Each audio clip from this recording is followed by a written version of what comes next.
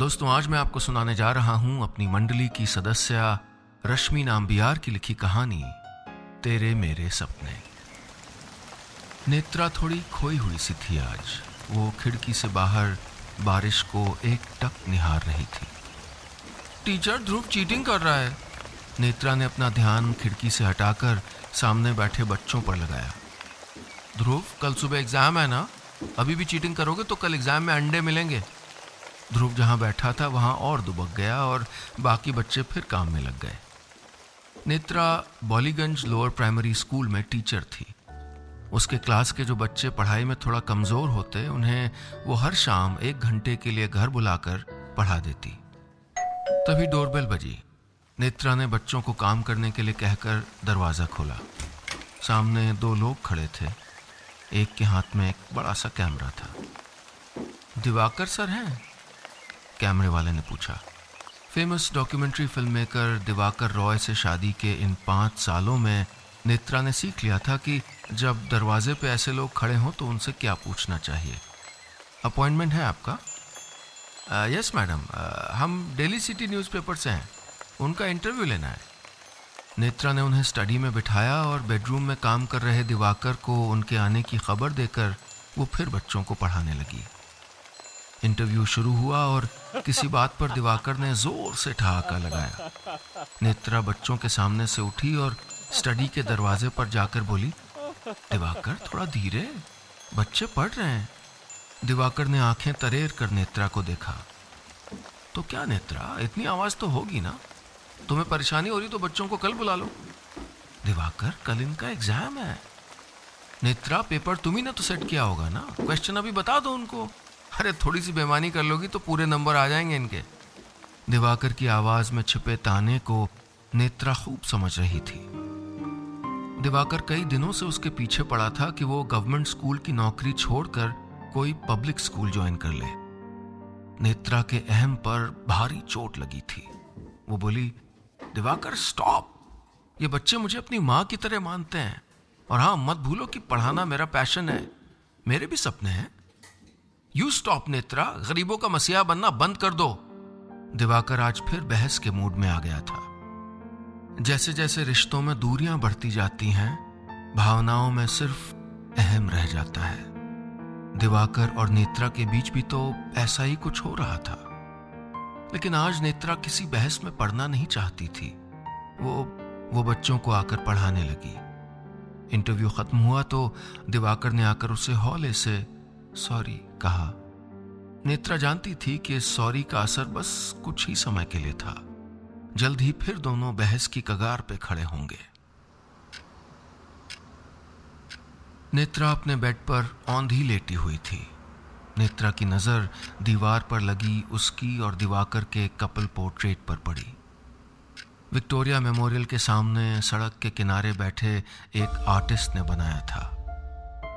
अच्छी यादों में बड़ी ताकत होती है, बुरे वक्त में भी वो मुस्कुराने के लिए मजबूर कर देती हैं। वो शाम याद करके नेत्रा के चेहरे पर हल्की सी मुस्कान फैल गई। उसी शाम तो नेत्रा ने दिवाकर को शादी के लिए हाँ कहा था। नेत्रा ने पहली बार दिवाकर को अपने ही स्कूल में देखा था। वो 2 साल से उस स्कूल में इंग्लिश टीचर थी और दिवाकर कलकत्ता के लोअर प्राइमरी स्कूलों पर डॉक्यूमेंट्री बनाने आया था। दाढ़ी से ढका चेहरा, बड़ी बड़ी आंखें और दमदार आवाज वाले दिवाकर के खूब चर्चे हो रहे थे टीचर्स के बीच।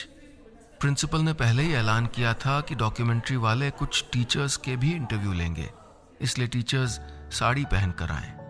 नेत्रा ने अपनी माँ की बैंगनी वाली टाई एंड डाई साड़ी पहनी थी। वहीं स्कूल के कॉरिडोर के एक पिलर से टिक कर खड़े होकर उसे स्कूल के बारे में कुछ बोलना था।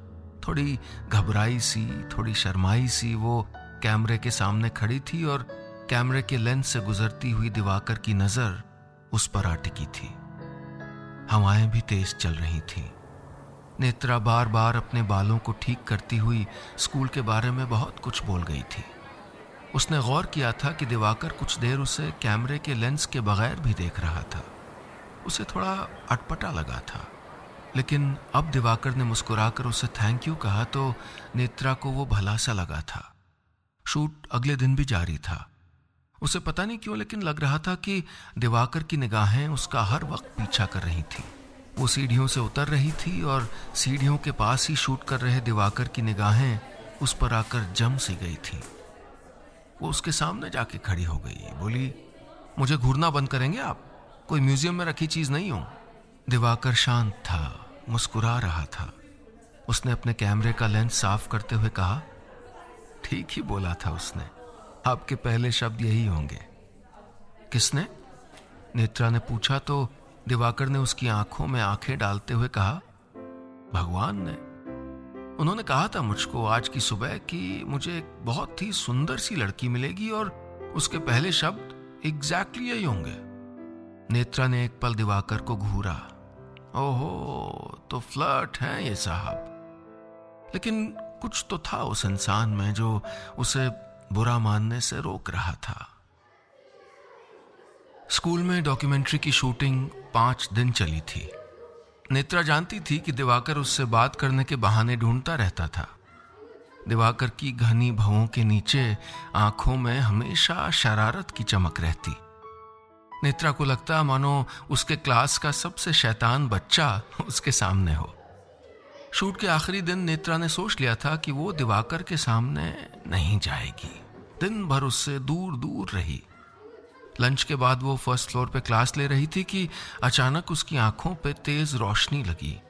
उसकी आंखें चौंधिया गईं। उसने अपनी हथेली से रोशनी को रोकना चाहा लेकिन मुश्किल हो रही थी। रोशनी कहां से आ रही है ये देखने के लिए वो क्लासरूम की खिड़की तक आई तो जो नजारा उसने देखा उसे हंसी आ गई। नीचे ग्राउंड में दिवाकर खड़ा था। उसके हाथ में एक आईना था जो वो उसकी क्लास की तरफ मोड़ कर चमका रहा था। दूसरे हाथ से उसने अपना कान पकड़ रखा था। नेत्रा उसे डांटने के अंदाज में उस तक आई और बोली, इतने फिल्मी क्यों हो तुम? क्योंकि मैं फिल्में बनाता हूं नेत्रा मैडम। नेत्रा ने दिवाकर की बात पर मुंह बनाया तो दिवाकर ने कहा था, अब देखो तुम मुझे अभी डांटोगी क्योंकि तुम टीचर हो, तुम्हारा काम है डांटना। दिवाकर की सहज बातें, उसका सेंस ऑफ ह्यूमर, उसकी मुस्कान नेत्रा को अच्छी लगने लगी थी। स्कूल में हो रही उनकी छोटी छोटी मुलाकातें अब स्कूल की बाउंड्री वॉल के बाहर लंबी होने लगी थीं। दोनों एक दूसरे को जानने लगे थे, समझने लगे थे, अपने सपने साझा करने लगे थे। दिवाकर ने बताया था कि डॉक्यूमेंट्री फिल्म मेकिंग उसका पैशन है और नेत्रा ने भी गरीब बच्चों के लिए स्कूल बनाने का अपना सपना उसके सामने रख दिया था। दिवाकर ने उसे कुछ पल के लिए बहुत गंभीरता से देखा था, फिर कॉफी शॉप में अपने सामने बैठी नेत्रा की आंखों में आंखें डालकर कहा था, क्या हम एक दूसरे का हाथ थामे अपने सपनों का पीछा नहीं कर सकते? नेत्रा हंस दी थी। वो इतनी जल्दी हाँ नहीं कहना चाहती थी। अपनी जिंदगी का इतना बड़ा फैसला लेने से पहले वो समझना चाहती थी। दिवाकर दोस्त अच्छा था लेकिन उसे जीवन साथी बनाने के लिए वो जल्दबाजी में फैसला नहीं लेना चाहती थी। वो दिवाकर के बारे में सोचती रही, उसे 2 महीने समझने की कोशिश करती रही और फिर उस शाम विक्टोरिया मेमोरियल के लॉन्स में उसने दिवाकर का हाथ थामते हुए कहा था, चलो दोनों मिलकर अपने सपनों का पीछा करते हैं। उसी शाम विक्टोरिया मेमोरियल के सामने ही फुटपाथ पर पोर्ट्रेट बना रहे आर्टिस्ट से रिक्वेस्ट करके दिवाकर ने यह पोर्ट्रेट बनवाया था जिसे देखकर नेत्रा यादों में खो गई थी। नेत्रा यादों से बाहर निकली तो याद आया कि रात का डिनर उसने बनाया नहीं था। कितना बदल गया था सब कुछ। पहले वो हर शाम बड़े चाव से डिनर बनाती और दिवाकर उतने ही चाव से उंगलियां चाटते हुए उसकी तारीफ करते हुए खाना खाता। लेकिन अब नेत्रा को लगता था कि उसका होना ना होना जैसे दिवाकर के लिए एक सा था तब तक जब तक वो मुंह नहीं खोलती थी। संडे का डिनर जो दोनों बाहर करते थे अब वो रिवाज भी बंद हो गया था। सालों से दोनों एक साथ कहीं वेकेशन पे नहीं गए थे। दिवाकर काम से ज्यादातर बाहर ही रहता। उसका काम ही ऐसा है ये सोचकर नेत्रा ने अपने मन को मना लिया था। लेकिन शहर में रहता तब भी ऑफिस में बिजी रहता और घर पे रहता तो अपनी स्टडी में बिजी रहता था। नेत्रा अपना मन बच्चों को पढ़ाने में लगाए रखती। अगर मन ज्यादा भारी हो जाता तो मां से मिलाती। कभी दिवाकर को उसके व्यस्त रहने पे उसको छेड़ती तो वो घर जल्दी आ जाता, लेकिन उसका मूड उखड़ा उखड़ा रहता। दिवाकर अपनी डॉक्यूमेंट्री फिल्म्स के लिए अवार्ड पे अवार्ड जीतते जा रहा था। नेत्रा जानती थी कि उसका काम अच्छा था। वो जानती थी कि फिल्म मेकिंग दिवाकर का सिर्फ सपना ही नहीं, उसकी जिंदगी था। उसने कभी उसमें रुकावट डालने की कोशिश या अपनी अपेक्षाओं का बोझ उस पर नहीं लादा था। इन सब के बीच उसने गरीब बच्चों को पढ़ाने का काम तो जारी रखा था, लेकिन गरीब बच्चों के लिए स्कूल बनाने के उसके ख्वाब की नींव चरमराने लगी थी। दिवाकर ने कई बार उससे कहा भी था कि वो गवर्नमेंट स्कूल की कम तनख्वाह वाली नौकरी छोड़कर किसी बड़े पब्लिक स्कूल में पढ़ाने लगे, और हर बार नेत्रा उससे कहती, पढ़ाना मेरे लिए नौकरी नहीं है, सिर्फ पैशन है दिवाकर, इसे पैसे और सक्सेस से मत तोलो। और इसी वजह से दिवाकर को नेत्रा के गरीब बच्चों को पढ़ाने से चिढ़ होने लगी थी। आज का उसका ताना, उसका कटाक्ष भी इसी चिढ़ का नतीजा था। नेत्रा उठी और उसने डिनर को टेबल पर लगाकर दिवाकर को बुलाया तो दिवाकर ने बिना लैपटॉप से ऊपर देखे कहा, मुझे भूख नहीं है। नेत्रा को भी कहाँ भूख थी। मन किया प्लेट में लगाए हुए खाने को डस्टबिन में फेंक दे। रोज ही तो उसको अकेले खाना पड़ता था, लेकिन फिर बचपन से दी गई सीख कि अन्न का अपमान नहीं करते, उस सीख ने उसे रोक लिया। वो अंधेरे में चुपचाप जब निवालों को अपने मुंह में रख रही थी तो उसने अपनी जिंदगी का दूसरा सबसे बड़ा फैसला लिया। अगले दिन सुबह ब्रेकफास्ट टेबल पर नेत्रा ने कहा, दिवाकर एक बात करनी थी तुमसे। बोलो। दिवाकर अखबार पे नजरें गड़ाए बैठा था। दिवाकर, पिछले साल तुमने कहा था ना वो स्कूल के लिए बिल्डिंग ले लेंगे। दिवाकर ने अनमने से कहा, हाँ कहा तो था, लेकिन मैं अभी तुम्हारा स्कूल बनाने में पैसे नहीं लगा सकता यार, वो भी गरीब बच्चों के लिए, रिटर्न्स तो मिलेंगे नहीं, फिर क्या फ़ायदा। नेत्रा हैरान थी। ये उसका दिवाकर नहीं था। उसके दिवाकर ने तो उसके सपनों को सच करने में उसका साथ देने की कसम खाई थी। वो चुप रही। वो अपने सपने को फायदे और नुकसान के मापदंड में नहीं उलझाना चाहती थी। अचानक रविंद्रनाथ ठाकुर की पंक्तियां उसके जहन में गूंज उठी थीं। यदि तोर डाक शुने क्यों ना आशे तो बे एकला चलो रे। इस बात को 5 दिन हो गए थे। उस शाम जब नेत्रा स्कूल से आकर हाथ मुंह धो रही थी, डोरबेल बजी। दिवाकर था। उसके चेहरे पर चिंता की गहरी लकीरें थीं। अंदर आकर धम से सोफे पर बैठ गया। नेत्रा, तुमने छगनलाल ज्वेलर्स के यहाँ अपने गहने बेचे? नेत्रा ने हाँ में सर हिलाया। अरे ऐसी क्या जरूरत आ गई थी कि तुमको गहने बेचने पड़े? बोलो भाई। नेत्रा ने खुद को संभाला। चुप रहना कोई विकल्प नहीं रह गया था उसके लिए अब। वो, दिवाकर, मुझे पैसे चाहिए थे। गाड़िया हाट में मैंने एक बिल्डिंग देखी है स्कूल के लिए, उसका एडवांस देना है। मैंने तुमसे इससे पहले कि उसकी बात पूरी होती दिवाकर ने गुस्से में टोका, गाड़िया हाट? वहां स्कूल बनाओगी तुम? और कोई जगह नहीं मिली तुमको? लोग क्या कहेंगे कि इतने बड़े फिल्म मेकर की बीवी गाड़िया हाट में स्कूल चलाती है? याद रखो, तुम नेत्रा दिवाकर हो, कोई आम औरत नहीं हो। गुस्सा नेत्रा को भी आ रहा था। उसने भी कह दिया, नेत्रा दिवाकर की नेत्रा ये स्कूल बनाएगी, जरूर बनाएगी। दिवाकर ने एक लंबी सांस ली और अपना फैसला सुना दिया। नेत्रा, फिर तो तुम मेरे और उस स्कूल के बीच में किसी एक को चुन लो। घंटे भर बाद नेत्रा अपना सामान बांध रही थी। उसने चलती हूं कहा तो दिवाकर कुछ पल खामोश रहा, फिर बोला, तो तुम्हारे लिए मुझसे ज्यादा इंपॉर्टेंट वो स्कूल है? नेत्रा की आंखें नम थीं। एक जिंदगी बिखर जाने से अगर 100 जिंदगियां और बन जाती हैं तो यही सही। कहते हुए वो उस घर की दहलीज पार करके आगे बढ़ गई। उसके कदम गाड़िया हाट की तरफ बढ़ गए। वो रात 9 बजे उस बिल्डिंग का ताला खोल रही थी जो उसके सपने को जमीन देने वाला था। सामने इतनी बड़ी वीरान बिल्डिंग देखकर मन किया कि वो वापस घर चली जाए, लेकिन उसका ज़मीर, उसका आत्मसम्मान उसको रोक रहे थे। उसकी हिम्मत उसे कह रही थी कि वो अकेले भी अपने सपने को पूरा कर सकती है। नेत्रा ने रात किसी तरह काटी। अगली सुबह उसकी जिंदगी नए मोड़ पर, नए रास्ते पर चलने के लिए तैयार खड़ी थी। उसने स्कूल फोन करके छुट्टी ले ली। सारा दिन वो उस बिल्डिंग को एक स्कूल बनाने की तैयारी करने में जुटी रही। शाम को खाना लेने वहीं पास के रेस्टोरेंट में गई तो उसकी नज़र टीवी पर अटक गई। दिवाकर रॉय को डॉक्यूमेंट्री फिल्म जगत का सबसे बड़ा अवार्ड देने की घोषणा हो रही थी। नेत्रा की आंखों में खुशी के आंसू भर गए।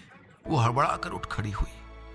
उसे ऐसे वक्त पे घर होना चाहिए था, दिवाकर के साथ होना चाहिए था। तभी उसे एक ख्याल ने रोक लिया। घर में भीड़ होगी, अगर दिवाकर उसको देखकर भड़क गया तो। वो नहीं घर गई, न उसने दिवाकर को फोन किया। वो रात काफी भारी थी, नींद आंखों से कोसों दूर थी। वो अंधेरे में रोशनी ढूंढती रही। सुबह जब आसमान सलेटी हो रहा था तो किसी ने बिल्डिंग का गेट खोला और उसकी आंखें खुली। दिवाकर लाल आंखें और बिखरे बाल लिए उसके सामने खड़ा था। आंखों के नीचे काले घेरे से साफ जाहिर था कि वो भी रातों से सोया नहीं था, शायद रो भी रहा था। उसने नजरें झुकाते हुए कहा, माफ कर पाओगी मुझे, बस एक आखिरी बार। नेत्रा खामोश रही, फिर बोली, कांग्रेचुलेशंस अवार्ड के लिए। दिवाकर ने सर झुकाते हुए कहा, जानती हो नेत्रा, कल सुबह जब यह खबर पता चली तो बहुत खुश हुआ। अपनी खुशी बांटना चाहता था। मीडिया वाले थे, दोस्त थे, लेकिन तुम नहीं थी नेत्रा। तुम जिससे मैं जब भी खुशी बांटता था तो खुशी दुगनी हो जाती थी। तब एहसास हुआ कि मैंने ये अवार्ड तो हासिल कर लिया, लेकिन तुमको खो दिया। नेत्रा कहना चाहती थी कि कल अवार्ड की खबर सुनकर वो भी उसके साथ होना चाहती थी, लेकिन वो खामोश रही। दिवाकर कह रहा था, कल हिम्मत नहीं थी कि तुमको अपने स्वार्थ की वजह से वापस लेने आऊं। रात भर पागलों की तरह सोचता रहा कि गलती कहां हुई मुझसे। मैं नासमझ नहीं समझ पाया कि क्यों तुम पत्नियों वाले हक नहीं जताती थी, क्यों तुम मुझे मेरे ढंग से जीने देती थी। मैं नहीं समझ पाया कि बिना शिकायत किए अपने साथी के साथ चलने को भी वो साथ देना कहते हैं। तुमने तो मेरा हमेशा साथ दिया नेत्रा, लेकिन मैंने, कहते हुए दिवाकर की आंखों से ग्लानि के आंसू बह निकले।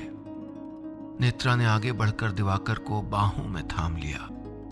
दोनों गाड़िया हाट की उस बिल्डिंग के उस कमरे में न जाने कितनी देर यूं ही खड़े रहे, शायद तब तक जब तक दोनों के बीच की सारी दूरियां खत्म नहीं हो गईं। जब दिवाकर ने नेत्रा से कहा, चलो दोनों मिलकर अपने सपनों का पीछा करते हैं, तो नेत्रा मुस्कुरा उठी।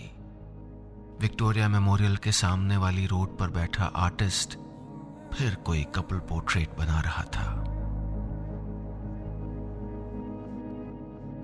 बस इतनी सी थी ये कहानी।